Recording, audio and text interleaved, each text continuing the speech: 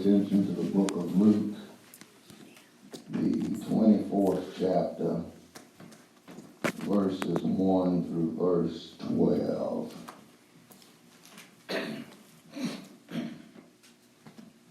That's the book of Luke, the 24th chapter, verses 1 through verse 12.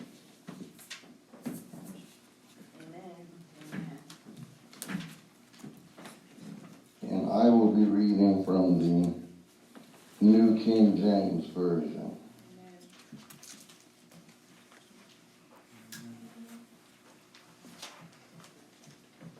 That's the book of Luke, the 24th chapter, verses 1 through verse 12. And it reads, "Now on the first day of the week, very early in the morning, they and certain other women with them came to the tomb, bringing the spices which they had prepared. But they found the stone rolled away from the tomb. Then they went in and did not find the body of the Lord Jesus. And it happened, as they were greatly perplexed about this, that behold, two men stood by them in shining garments. Then, as they were afraid and bowed their faces to the earth, they said to them, 'Why do you seek the living among the dead? He is not here, but is risen. Remember how he spoke to you when he was still in Galilee, saying, the Son of Man must be delivered into the hands of sinful men and be crucified, and the third day rise again.' And they remembered his words. Then they returned from the tomb and told all these things to the 11 and to all the rest. It was Mary Magdalene, Joanna, Mary, the mother of James, and the other women with them, who told these things to the apostles. And their words seemed to them like idle tales, and they did not believe them. But Peter arose and ran to the tomb, and stooping down, he saw the linen cloths lying by themselves, and he departed, marveling to himself at what had happened." Verse 5 says to us, "Then as they were afraid and bowed their faces to the earth, they said to them, 'Why do you seek the living among the dead?'" And we would like to use for thought, for prayer, for consideration, why do you seek the living among the dead? Why do you seek the living among the dead? As we look at this particular text, we discover that what has occurred since last Sunday up until this Sunday. On last Sunday was Palm Sunday, when Jesus made his triumphant entry into Jerusalem as king, riding upon a donkey and a colt. And we discovered that much has transpired during the course of this week. He has cleansed the temple, and we discover that what has also occurred, that he has instituted what we call the Lord's Supper, and that he gathered together in an upper room with his disciples to celebrate the Passover. And in doing so, during this fellowship meal, he takes bread and blesses it and says, "This is my body, which will be broken for you." And in like manner, he takes the cup and gives thanks and says, this is my blood of the New Testament, which is shed for the remission of sins. But notice what he says about the cup. He tells his disciples, he says, but I will not drink of it until I drink it anew in my Father's kingdom. In other words, he was telling his disciples that he needed to go to Calvary, and he would not participate or drink of the cup until he had experienced Calvary and until his Father's kingdom had fully come. We discover that he has now gone to the Garden of Gethsemane, where he has called his disciples and he has asked them and caused them to go in with him in prayer. And he goes away just a little further and he finds his disciples sleeping when he comes back from praying. And Jesus has prayed and prayed and prayed to his Father. As a matter of fact, he did it 3 times, praying, asking, saying, Lord, Father, please let this cup pass from me. But Jesus came to the point where he says that he had been praying, and as he was praying, said that he prayed in agony. And in agony, his sweat became as drops of blood dropping from his brow. And as he's praying in agony, and now he has come and he has asked his disciples, why couldn't you just pray with me for 1 hour? Because he found his disciples sleeping when they should have been praying. And now, having gone through this experience, we discover that one of his disciples, one of the 12, one that he had handpicked by the name of Judas, has sold Jesus out and now has come with soldiers to arrest Jesus. And he betrays Jesus with the kiss by identifying him, saying, the one that I kiss, that is the one that you need to take. So he betrays Jesus with the kiss. Jesus has now been gone before the high priest. And he has been tried in this kangaroo court by the high priest. And they brought people in to try to testify against Jesus. And all they could do was make up charges against him because Jesus had done no wrong.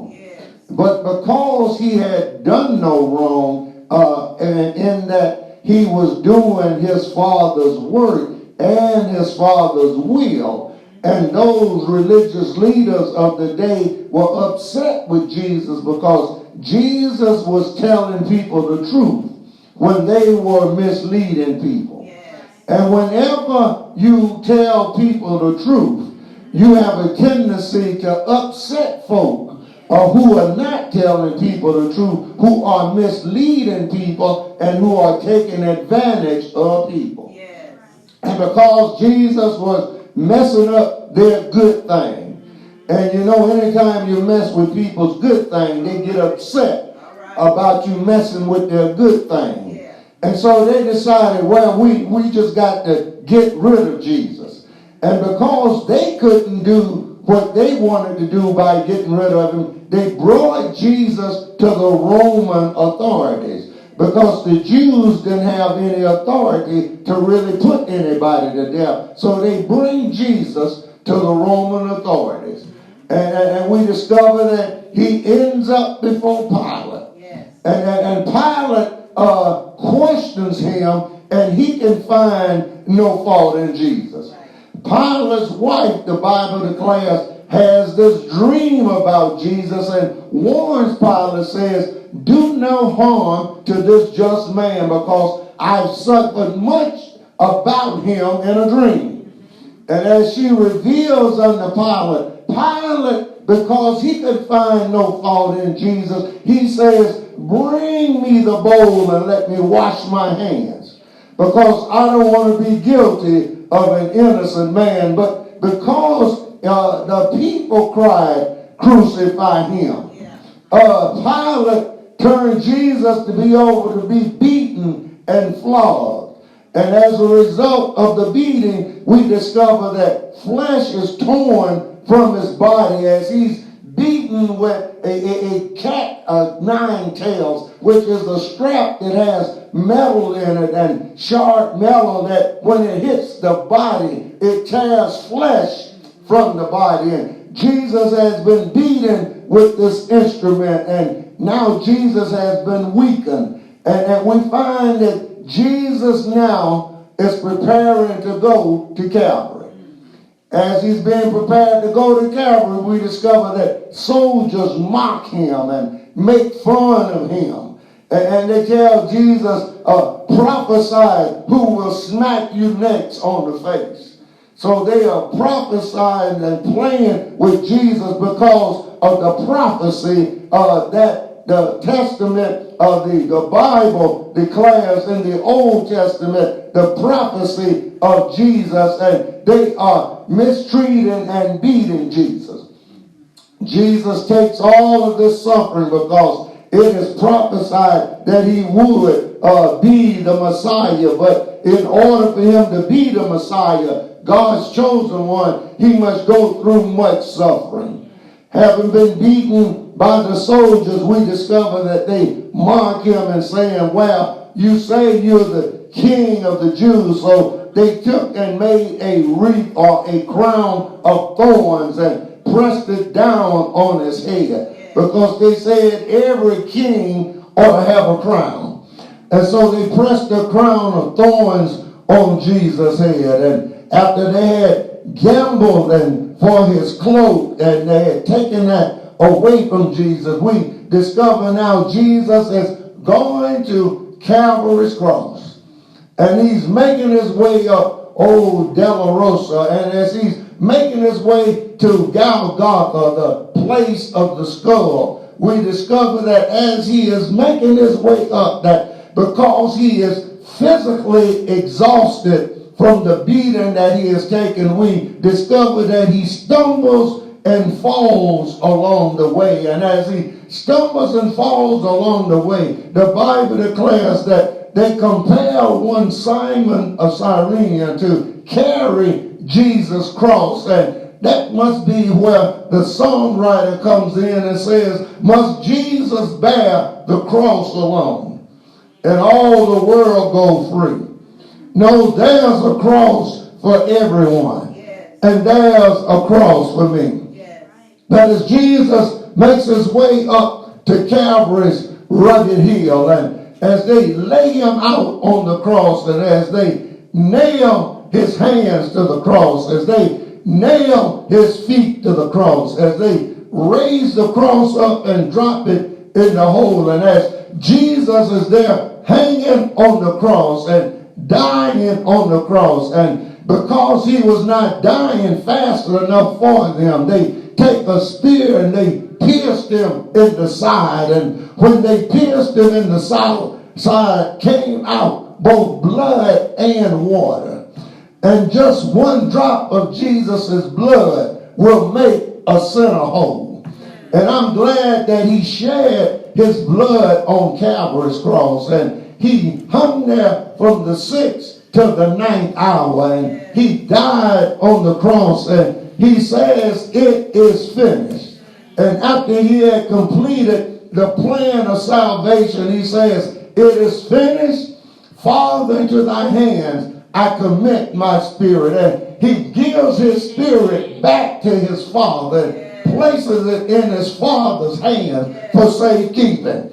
And as he has placed the spirit in his Father's hand for safekeeping, we discover that he hangs on the cross from the 6th to the 9th hour. And while he's hanging on the cross, the Bible declares that the sky got dark as 1,000 midnights. It got dark as midnight at the noonday hour when the sun, S-U-N, should have been shining bright. It was dark as midnight. And I discovered that the reason why the S-U-N couldn't shine, it was because the S-O-N was shining too bright. And he put out the S-U-N. And as he's hanging on Calvary's cross, and as he's dying on Calvary's cross, and as he puts his spirit into his Father's hand, and he dies on the cross. They take him down from an old rugged cross. And they needed someplace to bury him. And I discovered that they bury him in Joseph's new tomb.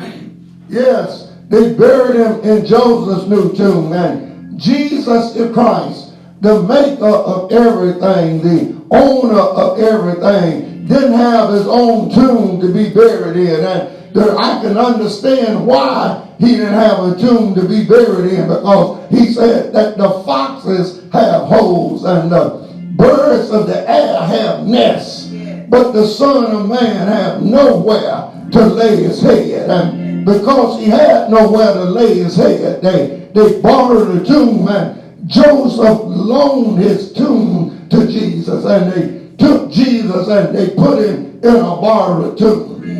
I used to wonder why they would put him in a borrowed tomb, but I discovered why they put him in a borrowed tomb. And when I looked at this text, I discovered that these women, as they go down to the tomb, they're wondering on their way down to the tomb how they're going to get in and prepare the body of Jesus. They're wondering who's going to roll the stone away. Well, when they got there, they discovered that the stone had already been rolled away. And when they went in looking for Jesus' body, because they had prepared spices to go in and finish anointing Jesus' body. You see, why seek ye the living among the dead? Well, I discovered why they were seeking the living among the dead. They had Friday expectations. Let it determine their Sunday outlook. And you can't let past experience, past negative experience, determine your Sunday outlook. You see, your Sunday outlook has to depend upon Sunday. And what goes on Sunday is different from what happens on Friday. You see, on Friday, Jesus died. But when Sunday came around, Jesus was no longer dead. You see, you can't show up on Sunday looking for a dead Jesus. On Sunday morning, when you show up, you need to come looking for an alive Jesus. Why seek ye Jesus among the dead? Why? Because Jesus is alive. Jesus said, I've come to do the will of him that sent me. He told his mother and father, he told Mary and Joseph at the age of 13 when they were looking for him. He says, why were you looking for me? Didn't you know I must be about my Father's business? Well, on this Sunday morning, Jesus was about his Father's business. He said the sick need a physician. They that are whole need not a physician, but they that are sick need a physician. And they who are spiritually dead, they need a physician. They need a live physician. They don't need a dead physician. And a live physician is Jesus Christ. That's why I seek ye the living among the dead. Jesus is walking about the dead, doing what his Father told him to do, doing what his Father sent him to do. Jesus said, I came that ye might have life and have it more abundantly. You see, folks who are living that already have abundant life don't need more abundant life. But dead folks need life, and they need abundant life. So Jesus is walking around among spiritually dead folks in order to give them life and give them life abundant.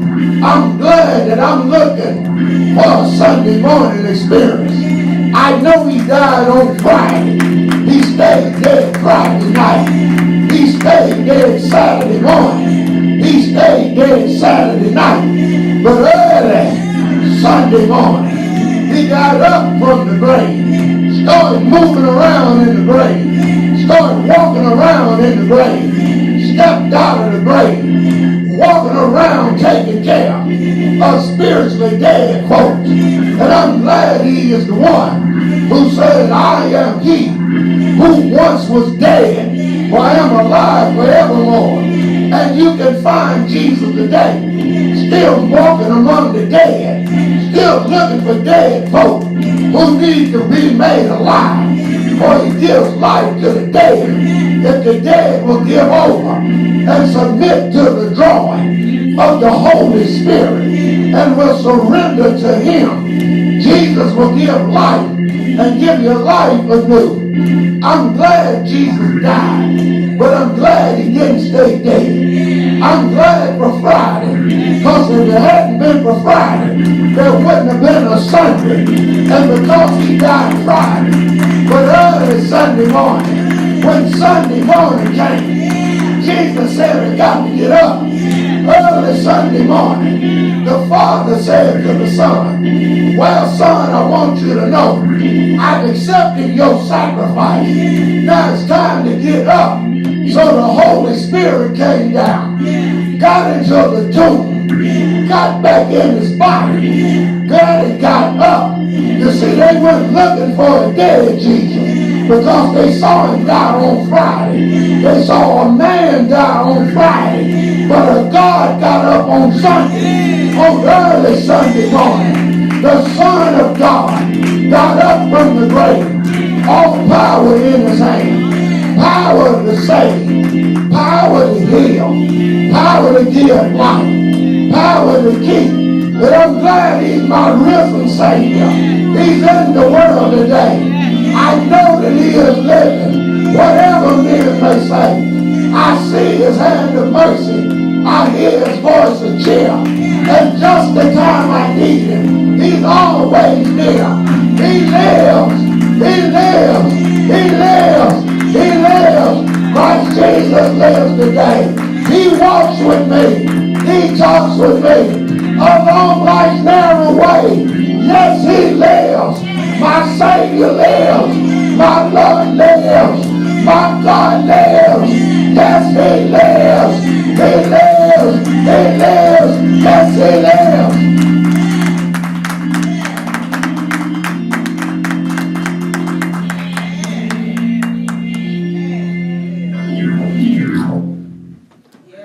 Why do you seek the living among the dead? Because he came to give life in all of its abundance. And those who already have life in its abundance don't need life.